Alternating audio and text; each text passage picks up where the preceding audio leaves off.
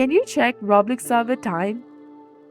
Hi guys, welcome back to our channel. Today in this video tutorial, we'll be exploring whether it is possible to check the uptime of the Roblox server or not. So now let's find out.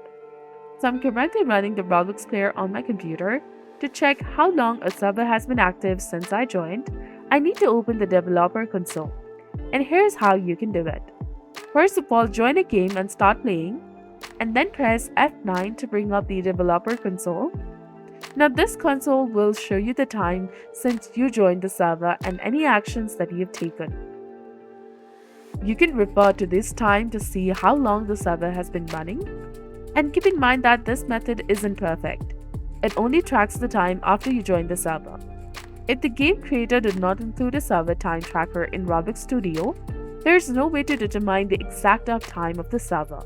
So this is the most reliable reference you have for checking how long the server has been active since you joined.